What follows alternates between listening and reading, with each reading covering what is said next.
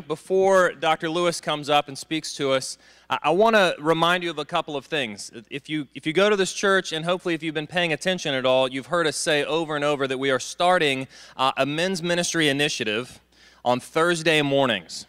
We're going to do men's fraternity, which is a curriculum that Dr. Lewis created, and that is, 20,000 right now, men's fraternity sections all over the world. We are going to be launching that this coming Thursday. And it's going to really be a lot like this kind of setup. We're going to be in the reception room over in the other building, but we'll have round tables like this. We'll meet at 6:30. We'll have a little bit of food. We will have a 20 to 30-minute talk, and then you'll be able to sit in those round tables in small groups and have some discussion for about 30 minutes. We'll get you out by 7:30 so you can go to work or go to breakfast and be on time wherever you need to go. We really want to pack it out and would love to have you. Again, if you're a guest, we want to invite you. There's no cost. Please come and be with us. When you come on Thursday, I want to ask you to come in small groups. If you are in a small group that meets regularly now, come with that group. If a group is bigger than, 6 or 7, you may want to split it up, because 5 to 8 is pretty ideal. In fact, if we could keep it around 5, that'd be great. If you're not in a small group, find some people that you know. If you want to just come by yourself and you end up there, just find some people that look like they're not all that dangerous and look maybe kind of like you, and sit at their table. It will be very low-key. It's nothing scary.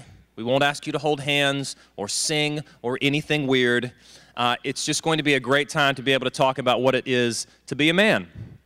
We also are going to need, for that discussion time, a group leader. This is really just a discussion facilitator. We're going to have questions for you that'll be printed out, that'll be on the tables. You won't have to do any studying. You won't have to do any work. You'll just have to lead your table through discussion.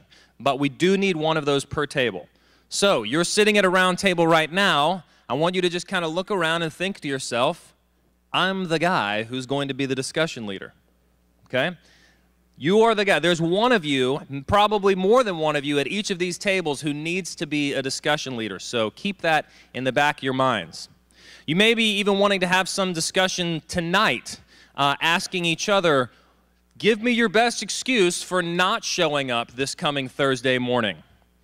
And of course, then if you are the discussion leader type, it's your job to argue with that person and cancel out all of those wonderful excuses.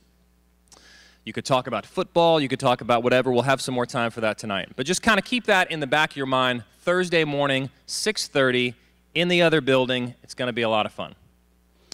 Okay, Robert, you want to come talk to us? All right. Robert Lewis is the founder of Men's Fraternity that we'll be going through. He's also the founding pastor of Fellowship Bible Church in Little Rock, Arkansas.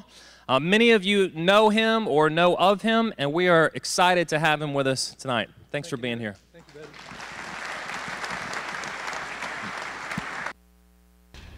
All right. Am I good? Go Tigers. I haven't been this close to a Tiger like this since I was playing in the Louisiana High School All-Star game over next to the stadium, and I was right next to Mike the Tiger, and it was August, and it was hotter than you know what. And Mike was in there drinking this water, and we were out on the field, and I'd look over there, and he was just lapping that water. There was just everything in me wanted to get in there with him. But I'm glad I didn't. Hey guys, I'm delighted to be with you tonight. It's a real thrill to be in Baton Rouge. I've had a great time this weekend. Appreciate First Presbyterian giving me the invite to come down. It's been great to be with the staff. Great to be with some old friends since I'm a Louisiana boy. Connecting with friendships from times past. It also was really special for me. Some of you guys weren't here yesterday at the church service that I preached at, but First Presbyterian was the church that my wife's grandfather pastored First Presbyterian, and so it was kind of nostalgic to be standing in the pulpit and preaching yesterday where he preached 84 years ago. And Sherrod's dad was born here as well, and so I was looking as I was preaching. She was down there crying because she had all these flashbacks from family and that kind of thing. So it's just been really, really special for me to be here. I also want to mention just one person before I get into what I want to share with you tonight, and that's Bruce Sides. Bruce and I were, right after I finished college, I was trying to decide whether I was going to go into some form of ministry or banking. I had a financial management degree, and I was thinking about banking and ministry. So I took a year off and went to work for a church staff working with high school and college students. And Bruce was on the staff of University Baptist Church there, and we served together. And since he was from Louisiana and I was from Louisiana, we bonded. And Bruce moved back to Baton Rouge, and Bruce was really the connection to bring me here. And I just want to say, Bruce, thank you for all that you did to get me here. It's been really a great experience. Okay, I want to share some things with you tonight. You know, one of the things I remembered, you know, it's great to be back in Baton Rouge as a friend. It's not so good to come to Baton Rouge when you're the fan of an opponent. And the last time I was here, probably 10 years ago, my son was playing for the Razorbacks. And it was one of those Thanksgiving weekends where, you know, in the last few years you've played Arkansas on the Thanksgiving weekend. And so we decided, since we were following him to all the games, that we would come down and stay with some friends, Ed and Carol Sexton, and visit with them. And we were all excited to be able to go to the game. And so we went with Ed and Carol over here, and we got it. We were starting to walk across the campus, and as we did, Edison kind of turned to me and he said, you might want to take off that Razorback hat. And Sherrod, you might want to take out that button that says, big Razorback button that says, my boy's number 52, and let's just kind of put that away. And I kind of laughed and said, oh, come on. He said, no, really. And it's just the way he said it. I went, really? And he said, really. And so a couple of minutes later, we were walking by, and there was a couple of guys, and they were roasting a whole hog, head and all. Now in Arkansas, we do that, but we don't do the head because that's our symbol. We take that off. You know, we're a little more religious in that regard. And so I was just kind of staring at that, and this guy looked at me. Now I'm kind of in all white because I've gone neutral. And he looks at me and he holds up his knife and he said, looks at that pig and looks at me and he says, you okay with this, aren't you? And I pointed to Edison, who was all in purple and gold. I said, I'm with him. I'm with him. And then one guy looked at me again. He said, I smell tiger bait. So let me just say, it's good to be here as a friend and to talk on the subject tonight, faith and football, which, as I started thinking about it, those are my two most favorite subjects to talk about, faith and football. And I was thinking of, okay, what's a good connection between those two things? And you know, as you think about it, one of the things that really bond both those huge subjects is that both provide the element of surprise. Faith, real faith, has surprise in it. If it doesn't, something's wrong with your faith. You kind of need to look up under the hood and see what's missing there. Football has real surprises in it, right? That's what makes it so exciting and so enjoyable. And of course, in the series, since I'm a Razorback, in the series that Arkansas and LSU have played, just in the last few years, you get that great element of surprise, don't you? Hadn't you felt that? In fact, a few years ago, it's probably 5 years ago, I was in War Memorial Stadium, and LSU was playing us in Little Rock, and we had to win the game to go to a bowl. And it was like a minute left to play. LSU was ahead 20-14 and had the ball, and the stadium was emptying. Everybody thought, it's over. And I started to get up, and my wife said, let's just stay to the end. There might be a miracle here. And I kind of went, yeah, right. And just as I said that, LSU fumbled the ball. Arkansas got it back. Now, when Arkansas got it back, they started scrambling, looking for our quarterback. And we had this kind of crazy golden-haired quarterback who was spacey all year, and they couldn't find him because it was cold that day, and he'd put a jacket on and gone to the other end of the bench and was staring, getting ready to leave the game, listening to rock music. So they had to go get this guy and kind of put him back together and send him in the game, and he goes in and throws a Hail Mary pass just as the game ends, and some of you guys probably still remember this, and he caught it, and we won 21-20. It's still called the Miracle on Markham. And that was a wonderful experience for me. Now, last year wasn't as wonderful, okay? Because we've fallen on hard times up there. And so here we are playing in Baton Rouge, hadn't won a conference game, and I had all my friends over at the house just to, we were just kind of going to enjoy the Thanksgiving weekend, and we really played well against you guys. In fact, we were winning the whole game. And it came down to the end, and we had the ball. And we didn't make that first down where we could have ended it. So our punter comes in and punts it, goes all the way down to the 1 yard line. And I thought, okay, they've got like 30 seconds left. Mecklenburger's not in the game, he's hurt. All they can send in is a freshman. And so I said, hey everybody, cheese dip on me. Start ordering cheese, let's party, it's great. And all that lasted 10 seconds. You didn't even give us more than 10 seconds. I just went, curse you, Anthony Jennings, curse you, because football has those kind of surprises attached to it. Now, watching the game, there's all kinds of great memories like that. But if you play the game on the inside, there's also surprises. Not that the fans see, but that the players get to experience. In fact, if you've played football, high school football, college football, and you get together from time to time, a lot of times the stories that you tell each other are stories that are kind of insider stories that nobody else knew about, but they're really the fun thing of the camaraderie of playing together. And I thought I'd tell you one of those stories from my past. It goes all the way back to high school. And some of you have been through men's fraternity. I may have told this story, but forgive me if I'm telling it again, but it's one of my favorite stories. When I was a senior in high school, our big rival all through the ages up in Ruston has been Neville High School. And if you're in Ruston, you hate Neville, and if you're at Neville, you hate Ruston. And so when I got into freshman football, Neville had this great little freshman team that destroyed us. And I played offensive center and linebacker. And Neville had this guy that played middle guard named Steve Smith. And one of the things I noticed about Steve Smith when we played him as freshmen was he was bigger than everybody, way bigger than everybody else. And he had these Popeye arms that were extremely hairy for a 9th grader. And the reason I knew they were extremely hairy is because they were in my face every play during that freshman year. Sophomore year, same experience. Junior year, they come to Ruston. They're undefeated. And I've finally grown up a little bit. And so Steve and I kind of have this face-off during this game. And how we won the game, I don't know, but we won the game. The next year, Neville and Ruston are both undefeated.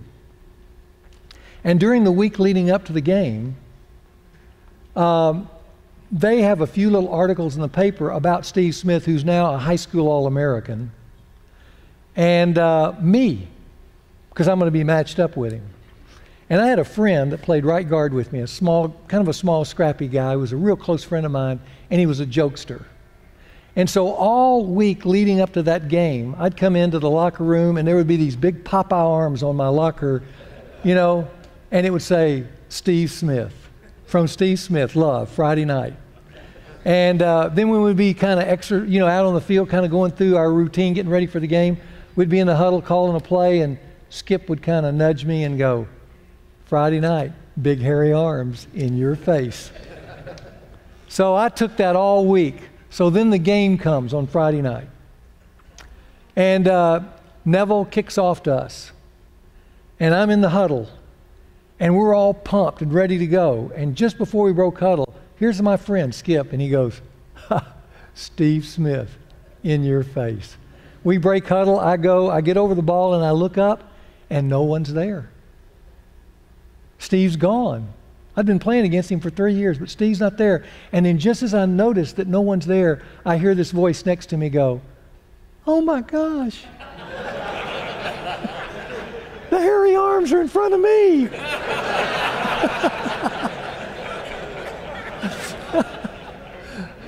Neville had just moved Steve over one. And all night as I snapped the ball, I heard the same thing every time I snapped it. Ah! And then on the bus, going back to Ruston, there was Skip back in the bus, curled up kind of in a fetal position, his face back black and blue because of what Steve had done to him. You know? So there are all kinds of surprises in athletics that are fun, kind of insider surprises that we enjoy, because faith and football are connected with surprises. What I thought I'd share with you tonight are some faith surprises from my life. Just some faith surprises in my life, because I have encountered the living God, and it changed my life, and I want to share that with you tonight. And it's been an exciting experience, and I want to start with just how my life dramatically turned and how I got to Arkansas. And the three kind of stories I want to share with you are three stories that have a little bit of a tie to football as well.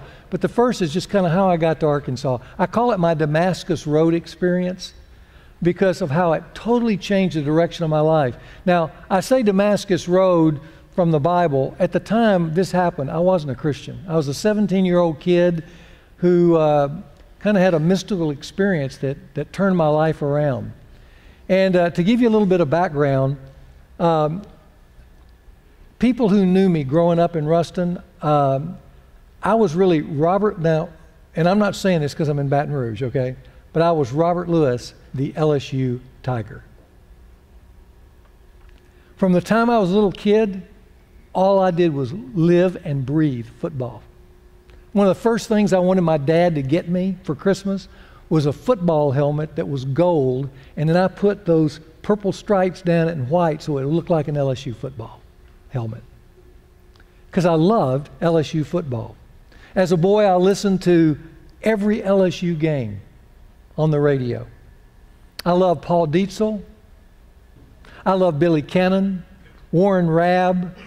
I was always mystified by the Chinese bandits, you know, and of that incredible defense, and of course Captain Easy at quarterback and those kind of things. I just lived and breathed LSU football. And when LSU won, my week was made, especially when they beat Ole Miss. I hated Ole Miss. I did. And I'd get up and read the Shreveport Times, and the Shreveport Times always had in it, on the top front page, it had the scores of the games, college scores. And the first thing I'd read in the morning was where LSU was. 58 national champions. I remember 59. My heart broke when my dad woke me up on a Sunday morning, handed me the Shreveport Times, and I looked at the corner and it said Tennessee 14, LSU 13. Couldn't believe it. I mean, Tennessee wasn't any good, and they ruined an undefeated season. But I loved LSU football. So you can imagine growing up that way in North Louisiana, how it felt when I was a junior in high school and LSU started writing me letters and started asking me about would I be interested in coming and play football for the Tigers.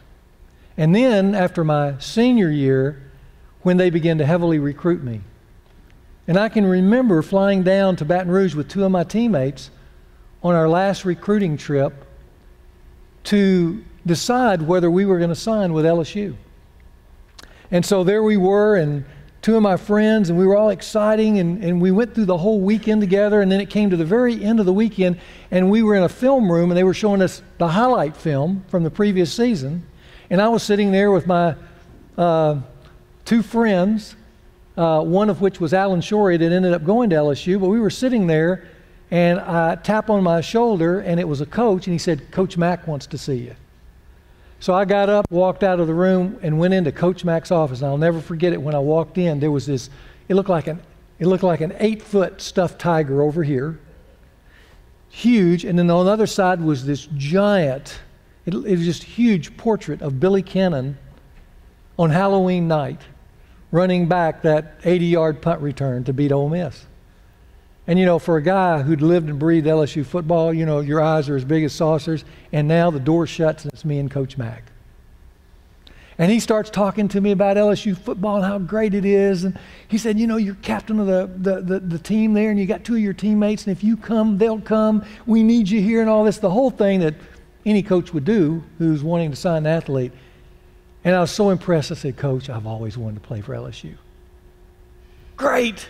Let's get on the plane, go back, talk to your guys, and we'll come up and sign you." I said, "Great." So I go out, get on the team plane with my teammates. We fly back, get home. I call Alan Shorey. I say, Alan, what do you think? He said, I want to play for LSU. I said, I want to play for LSU.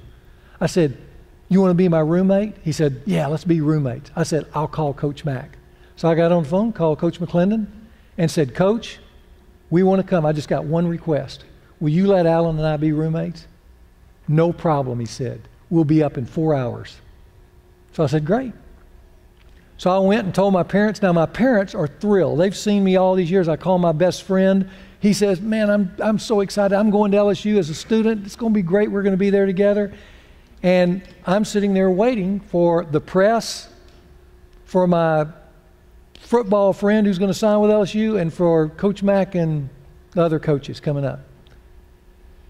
About an hour before they arrived, this is my first faith surprise that I ever had in my whole life. I was sitting in my living room, and suddenly this heaviness that I can't explain. Not a Christian. My folks didn't go to church. I'm just sitting there all by myself, a 17-year-old. And this heaviness starts coming over me, and it gets stronger and stronger. And then I hear a voice. Now, I don't hear a lot of voices. But it was kind of like, did you see the movie Field of Dreams? It's kind of like that. It was just kind of like a whisper. It said, you cannot go to LSU. And I thought, I kind of shook it off and went, nah, I can't. I don't know what's going on. But that heaviness just grew. That's all it said. Just grew and grew and grew. And so about 20 minutes before the coaches arrived, I went to my mom and dad and I said, I don't think I can sign. Now you got to imagine what my mom and dad felt. They went, what are you talking about? And they said, these coaches are going to be here. You have got to sign. I said, I don't think I can do it. So they put a lot of pressure on me and said, we've got to follow through. You made a commitment. I said, I can't do it. So about the time we're getting a heated discussion, the doorbell rings, and there are the coaches and the press. And I go and open the door, and they come in, and they're slapping me on the back. It's, man, this is great. We'll have this in the papers tomorrow. And I told them, I said, I can't go. I can't do it. And listen, for the next hour and a half, it was a 17-year-old kid standing there with his friends, press, his mom and dad, trying to explain something he could not explain. And at the end of the evening, everybody, mad as they could be, left. And I sat in that same living room all by myself, wondering, what have I done? A few weeks later, Coach Frank Broyles calls me. And they had been recruiting me and asked me to come to Arkansas. Meanwhile, my friends were asking me, why can't you do this? Because LSU was still calling. I said, I can't explain it. I just can't explain it. So I get on a plane, fly to Fayetteville, and I'm there with Coach Broyles. It's just me and him. It's during a snowstorm, so we're up there all by ourselves. And he's just talking to me and didn't put any pressure on me or anything. But I was there, and I just went, this is where I need to come. This is where I need to come. Now, why do I tell you that story? Because I believe in a living God. And I believe in the living God who has faith surprises. I did not understand that. I didn't even understand why I signed with Arkansas, to be honest. I mean, it was a great school. Until years later when I did become a Christian, looking back, because when I read through and came across the story of Paul on the road to Damascus, or other kind of biblical stories where God suddenly appears like to Moses in the burning bush, I understood immediately that was the same God who had met me.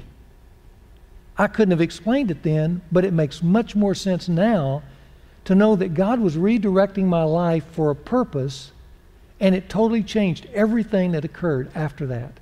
That was my first faith surprise. My second faith surprise came a few years later at Arkansas when I was playing football there, and it's how I came to know Jesus himself. After I signed with Arkansas, I came to Fayetteville to play football, and I had big dreams. Just like these guys that we saw in the training center today that are freshmen, Quinn and those other guys, they're going in with big dreams. I came in with big dreams. In '66, they didn't have freshmen play varsity. They had freshman football teams. And so I played for the Razorback freshman football team and had a great year. I was one of the captains of the team, had a great year, and my dreams even expanded. I thought, I can do this. Spring training came around, and by the end of spring training, I was fighting for a starting position as a sophomore, outside linebacker on a team that the next year would have the number 1 or 2 defense in the nation. And so I was high as a kite. And then the actual season started in '69, and I suffered in '69 3 devastating losses. The first loss was right before our opening game against Oklahoma State. I was practicing and I hit this linebacker, this halfback in a scrimmage, and I had suffered this incredible neck pain and neck injury. And out of that, it started limiting how much I could practice and even play. So they moved me from outside linebacker to the backup middle linebacker. And though I got a lot of good playing time in 1969, I hurt all the time. I can still remember coming in after every practice and sitting there gobbling these muscle relaxers and stretching my neck out so that I could make it for the next game, and playing through that '69 year. But that was a huge loss for me because I was expecting to be the starter. The second big loss of that '69 year was about our team as a whole. Now, there are some of you can remember back to '69. There's some guys going, the '69, I can't think anything about it. But 1969 was college football's 100th year. And so there was a lot of celebration on every college campus and every college football team. A lot of schools wore the 100 insignia on their helmets and stuff like that. And so it was a kind of a year where there was a lot of pageantry to celebrate college football. And we had a good team. And ABC came to Arkansas and to Texas. We normally played the 5th game of the season against one another. And they made a proposal to our 2 teams. And they said, listen, let's cancel your game as the 5th game of the season, and let's move it to December 6th. So which was after the college football season, and it'll be the only college football game in the nation on that day. And the hope was that both our teams would be undefeated. And back in '69, they gave the national championship trophy not at the end of the bowl seasons, but at the end of the football season. Well, as life would have it, we finished the season before Texas undefeated, and Texas finished the season undefeated. They were number 1, we were number 2. And so on December 6, 1969, as the only college football game in America, we played for the national championship. President Nixon, who was president at the time, flew to Fayetteville with the national championship trophy to present it to the team at the end of the game. Billy Graham flew into Fayetteville to give the invocation before the game started. Henry Kissinger, George Bush, it was a who's who of political dignitaries as well as other famous people came to that '69 game. And it was a great game. But we lost 15-14. And I'll never forget, right at the end of the game, we lost. And I'll never forget standing there in the end zone near our little building where we gathered before we went out in the field and looking across at the University of Texas team and President Nixon handing them the national championship trophy. And to this day, that 1969 team that I played on, we're known for the biggest football loss in Arkansas history. On top of that, a third thing. At the end of the Sugar Bowl, I went to a neurosurgeon because I continued to have this neck pain.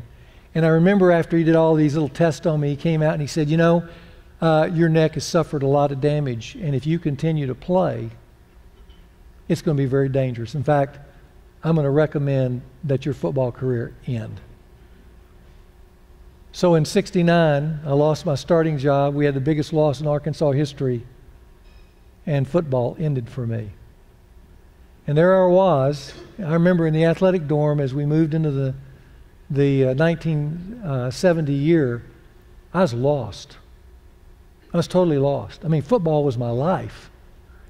And I'd grown up in a home in Ruston that was, I told the church the other day, that was kind of a troubled home. My mom and dad, they had a very tough marriage. They were at each other a lot. My dad was pretty distant, kind of emotional distance that I didn't understand. It confused me. There was not a lot of interaction between me and him or the other two boys. He suffered a lot of chronic alcoholism. So a lot of times in kind of a reverse role, I was taking care of my dad rather than him taking care of me. And you know what? That doesn't work. That doesn't work. No son growing up in any home where dad's not connected very well does well. He gets wounded. And he doesn't know what to do with that wound. He may act out a little bit, or he may bury it and just bury the pain, which is kind of what I did, and then threw myself into sports. But now in 1970, I didn't even have sports. So labeling me as lost in 1970 was an understatement. Now in those days, when you got hurt and you couldn't play, they didn't kick you off scholarship and you could stay. We had athletic dorms then, so I stayed in the athletic dorm. And I remember one cold night I was going down to our little recreation room there in the athletic dorm, and I noticed to my right there were some guys in there kind of gathered around with a circle of chairs, kind of like some of you are around the table. And they were talking, and most of them were my buddies, so I walked in and said, "Hey, what are you guys doing?" And they said, "Well, we're having a Bible study." And I said, "You are?" And which was kind of foreign to me because I didn't grow up in a church home. And they said, "You want to join us?" And I went, "Well, why not?" So I went and just sat down. And on that particular night, they were talking about what it meant to be a Christian, of all things. And some of the guys were sharing how they became a Christian. I didn't know you became a Christian. I thought you joined a church. But they weren't talking about church. They were talking about becoming a Christian.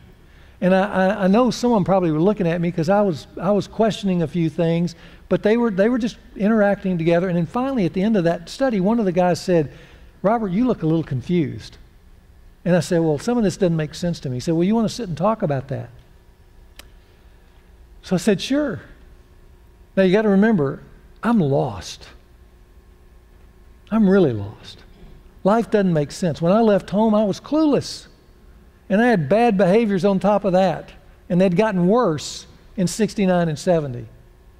And so I said, "Sure." So we started talking. He started asking me some questions. He started asking me about what I thought about Jesus Christ. Did I understand why Jesus Christ came, which I didn't understand? What Jesus Christ did on the cross, I didn't understand.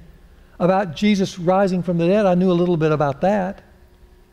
And how Jesus Christ is still alive and works in your life.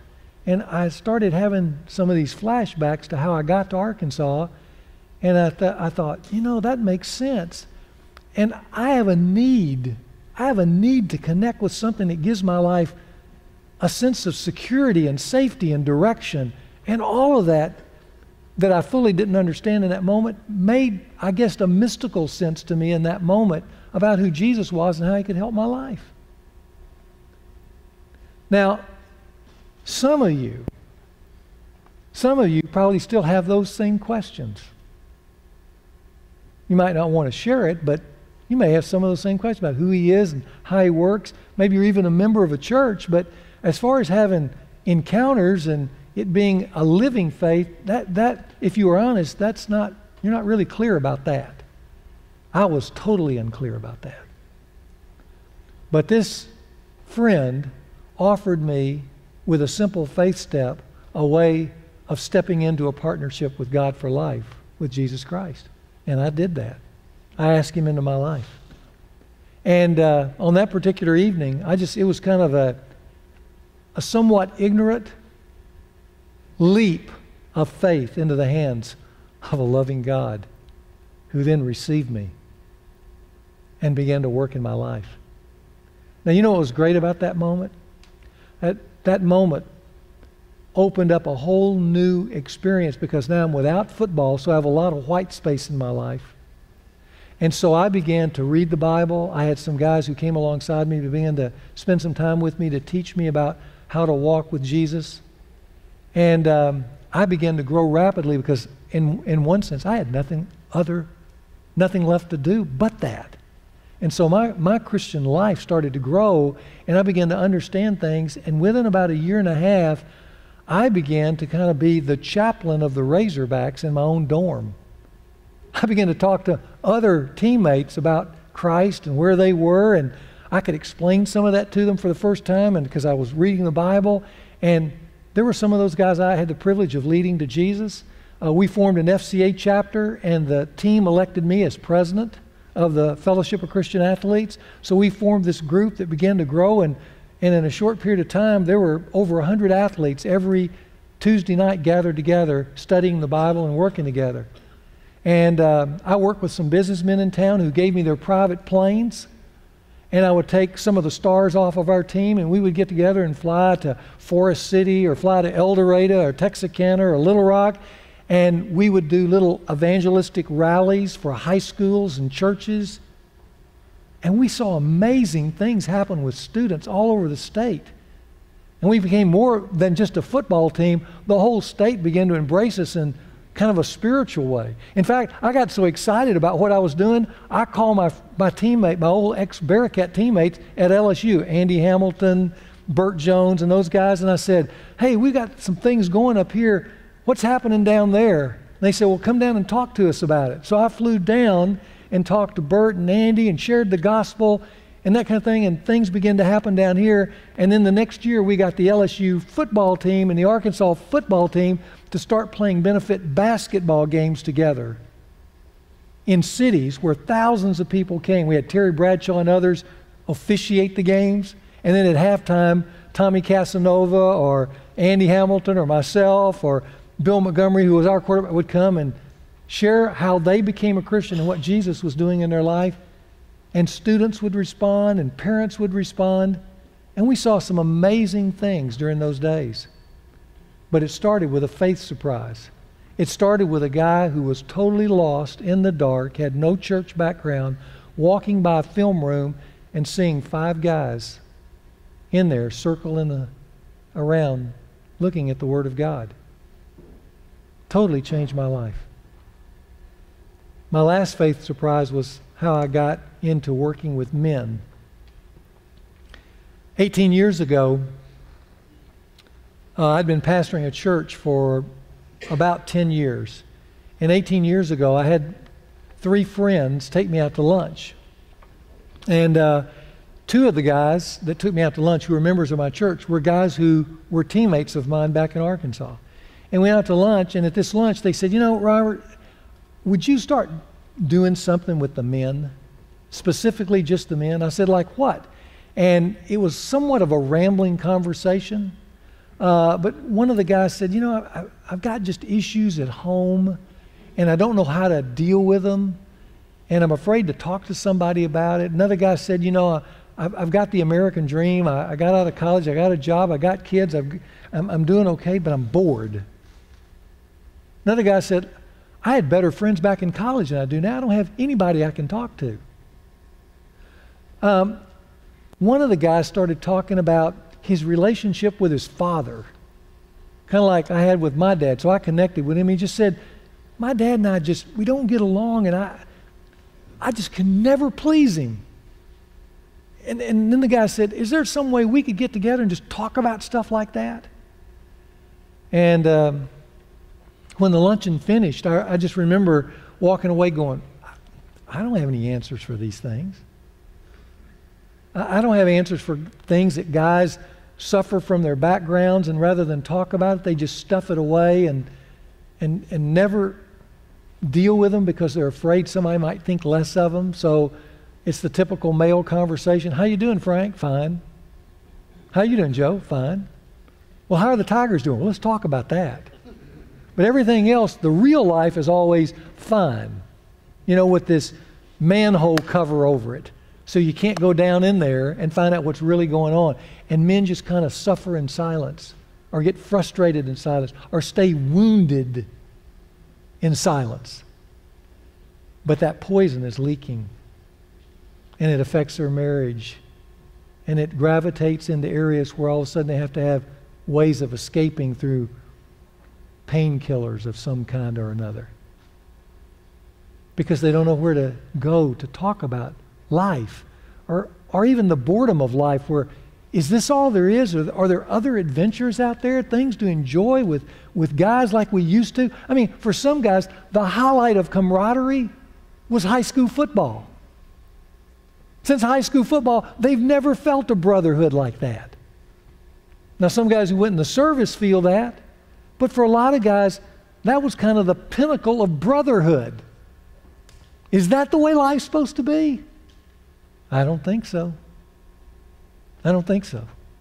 But I tell you, I didn't have many answers back in 1990 when these guys were talking to me. So all I promised them that I would do is I would take some time and begin to just kind of research some of this stuff, because I wanted to know what a deeper manhood was all about. And I did that. There wasn't a lot of resources out there. But in 1991, we started a thing that we call men's fraternity, because one of the guys at that original lunch said, I want to be close and where we can talk honestly like we did in the fraternity. That's where I got the name men's fraternity, by the way. So we started an initial men's fraternity about 1991. I had 50 guys come. I stumbled through it. I thought I was doing a good job, but by the end it was down to about 20 guys. And at the end of the time I asked one of them, how am I doing? He said, not very good. Not very good. But at that point I didn't care, because I was beginning to find some things that meant something to me. For me. All of a sudden I realized that a lot of the anger, and you didn't know me back in those days, but I had a lot of anger, and it would erupt a lot. And I hated to feel shame, but I felt a lot of shame. In some ways I was embarrassed to be a Lewis, because when I'd go back into Ruston, I was a Lewis whose dad was an alcoholic. And I felt shame about that. And I didn't know what to do with that. Where do you go with that stuff? And so I'd have this eruption of anger and all that. And I started looking into things and started discovering the power of a father-son relationship.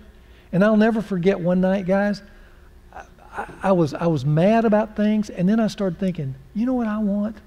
And then the tears just started pouring out of my eyes. What I wanted was I wanted my dad to hold me and tell me he loved me. I was 30 years old, and I was weeping like a baby, wishing for all those things. It was like flashbacks that never happened. I would think of out fishing with my dad and him helping me bait a hook and us catching fish together. We never did. I thought about my dad, helping me with my sports moves like basketball and things like that, where I would be so well equipped when I finally went out to play. I'd know things the other guys didn't, and my dad would be over there, clapping for me on the sidelines and things like that. But instead, I was the guy at the junior high first practice session who asked the coach, what's a jock strap? And everybody laughed at me. And it made me mad. I was the guy that didn't have the equipment. I was the guy that didn't know how to hunt in Ruston, Louisiana, when everybody else did, because my dad never even showed me a gun, much less how to shoot one. I was the guy that couldn't write a checkbook or tie a tie because my dad wasn't around. I was the guy that went off into life clueless, and it made me mad. But at that moment, the anger went to just grief that I didn't have a dad, not a real dad. And I started realizing how important it is. And when you open up the scripture and it says, the glory of sons is their fathers. Every son needs a dad. And I began to see how you could be reconciled with dad. And I began to take new steps towards my dad, and we finished reconciled, which is an amazing thing of healing, because it doesn't matter what happened. Just as I found in prisons with all those prisoners without dads, if they could get their dad just to say, I love you and I'm proud of you, game over, we're okay. But that doesn't happen. And so they live in the anger and the wounds and the shame. And those are the kind of things guys deal with. So I started putting all that together and sharing it with guys. The fact that a lot of guys are still tied to their moms, you think that doesn't happen a lot, but there are a lot of guys who moms still running their family, and they're 40 years old. Or guys who don't have a close friendship, and they live in perpetual loneliness. Those are things that A lot of men have, not a few, a lot of men. And when guys get together and talk, they begin to find those commonalities in a safe place. But not only that, they begin to create a vision for what real men is and a real man is, and begin to strive for that. And it's like it opens up all this freshness and adventure. That's what I began to discover as I did that research. And so I started sharing that with the guys. And I never will forget one of the guys coming up to me after one of the sessions saying, "You're on it. You're on it." Guys are responding. I hear them talking. So the next year, there wasn't 25 guys there. There were 300 guys there. I'll never forget at the end of the year, I told the guys, I'm going to do the same stuff. I'm just going to teach it again. You don't have to come, but I feel like I'm getting in my groove here. And they said, "Great, do it." So the next year, I remember driving up to the church. We had our men's fraternity at 6 o'clock in the morning. You guys are going to do it at 6:30. But we had ours at 6, and I drove up about 5:45, and the parking lot at our church was completely filled. And I looked and I said, "Who's got another meeting at 6 a.m.? It didn't make sense to me. And I walked in. There weren't 300 guys. There were 600 guys. By 1996, 1,000 guys every Wednesday morning. 1,000 guys. And guys were telling me, I reconcile with my dad. I remember one guy came up after a session telling me that he said, "I didn't stay in the family business, and it broke off my relationship with my dad. And my dad and I don't talk." And he says, "Every day I grieve for my dad." And this guy was head chief of staff of surgery at Baptist Hospital. So I said, "Well, let's deal with that." He said, "What should I do?" I said, "Why don't we go buy a plane ticket, fly you to Houston, and you go talk to your dad and say, 'Dad, I need you to tell me you're proud of me.'" And he did it. And they were reconciled. See, those are the kind of things that's kind of a man underworld that's so important for guys to grow. And then to have a vision of what the Bible says a man is so that you can pursue it. That's what we did. By 1998, there were 1,400 guys coming every Wednesday. And then there were churches coming, and then there was publishers coming, and that's where I got in this publishing way to give men's fraternity away to other churches, which I was glad to do. And so in 2000, there were a couple hundred churches using it. Then by 2005, there were like 4,000 churches using it. And as Derek said, today there's 20+ thousand churches around the United States and around the world that are using men's fraternity. But the thing I got most excited about was guys started traveling to foreign countries and starting men's fraternity in foreign countries. And guys from foreign countries would call me and say, could we use this material? And I'd go, "Well, I don't have it in your language." And occasionally we'd come across some business leaders who were in men's fraternity and say, "Well, if we can print it here, would you let us do that?" And so I contacted Lifeway, and they said, "Well, we're not going to do it." So I just gave them free reign. If you want to print it, it's yours, free, run with it. And I never will forget this business guy calling me up from Beijing.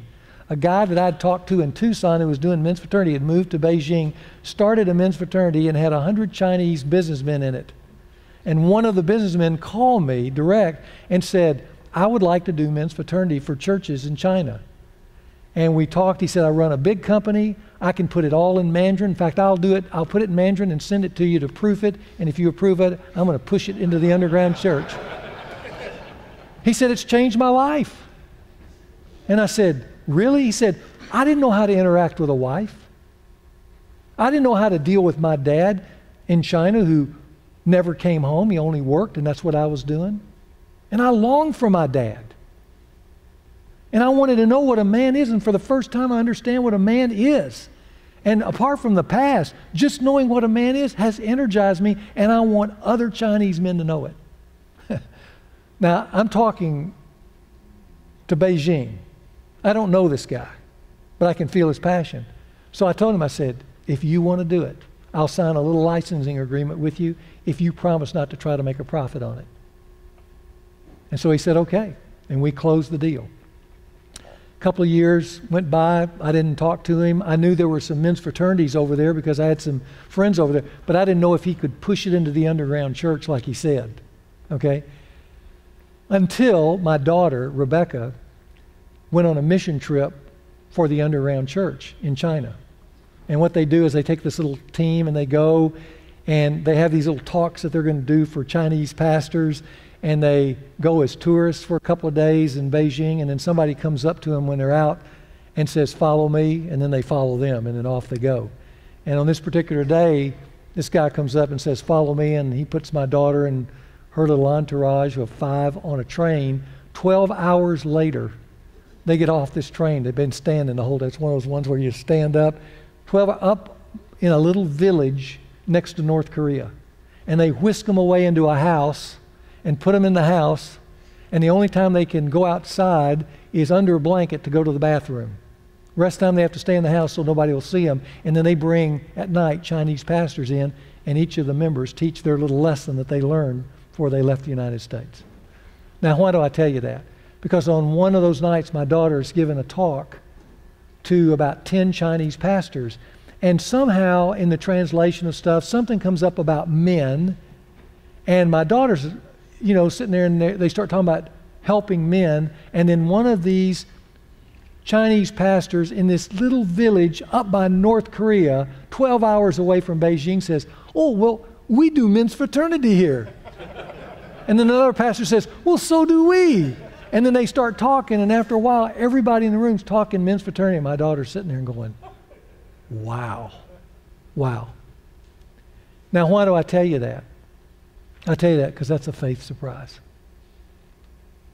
That's God at work.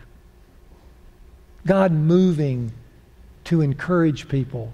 It's not to talk about me, it's to talk about Him. To God be the glory. Great things He has done. But the subtitle of that is that men need to be encouraged. Men need a safe place where they can come and talk about life. Men need new insights that this culture is not going to give you that can be value add to your manhood, can up your game in your manhood, can allow you to discover new adventures about your manhood. Guys need that language and that discovery, and I'm going to tell you, there's no place for it anymore in America.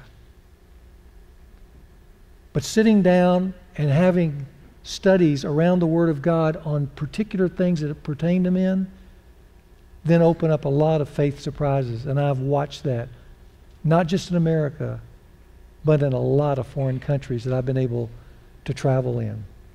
Now, why do I tell you all that? I tell you all that just to say 2 things, and I'm going to finish. One, to tell you this. The Christian life, I don't know how you think about it, but the Christian life is not going to church. It's not going to church. The Christian life is living with the living God. That's the Christian life. Sunday should be the celebration of that. But the rest of the week, there should be, not always, you can't manufacture them, but there should be a sense that you're partnering with God. And the more you know about His Word and His Spirit, the more that should energize you as a man.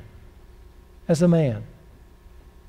And I'm sure if we had time tonight and we were on some kind of retreat, we could hand out the mic and have guy after guy come up on the stage and share their faith surprises, because it's not unique to me. It's what the Christian life is about, where God is moving in people's lives and suddenly appearing and manifesting Himself even in unbelievers, but especially in us believers, in a way that can dramatically alter the direction of our life much more than a Hail Mary pass at the end of a game. The Christian life is an exciting lifestyle. Paul said it best in 2 Corinthians 5:17. He said, "If any man be in Christ, he is a new creation. Old things have passed away, new things have come." And I want to write in there in parentheses, new things, new adventures, new unexpecteds, new surprises. That's what the Christian life is all about. But if you're here tonight for whatever reason, you go, some of that stuff, that's not necessarily true of me, then I have good news for you that's coming up this week, and that is, I believe God is ready to surprise you, just like I've seen Him do over and over again. As Derek said, starting Thursday, they're starting a men's adventure. And I'm so excited First Presbyterian has taken that on with their pastoral staff. They're going to be doing it live and presenting it on Thursday mornings at 6:30. It's going to be here, isn't it, Derek? The building next door. The building next door. And they're going to be doing it and kind of processing life together in a safe way with messages pointed directly at where you live. That's a great thing. Garrett's going to be starting it off this Thursday. And so if for whatever reason, you know, you want to take an adventure with these guys, maybe trust them to maybe lead you into waters where there's going to be some new discoveries about yourself, one of which might be, I'm not alone in this journey, and I'm not alone in the things I feel and struggle with. Lots of guys do that, and it's okay. This could be the adventure for you. And if you're here tonight and you know you're not a part of First Presbyterian, as these guys said, you're welcome. This is a chance for the community of men just to get together and not do church, but to talk manhood and how to be better at it, more competent at it, and to be a kind of man that would be a life giver to others rather than one brooding in silence because you can't figure out why you feel the way you do or act the way you do. That's what the men's journey is all about. So guys, let me encourage you to explore that and join onto this team starting Thursday and to be a part of that, because I think you will be surprised. I've seen it over and over and over again. Okay, guys, from Hogland, that's my encouragement to you. And God bless you, and I hope God graciously blesses you in the months ahead. Thank you.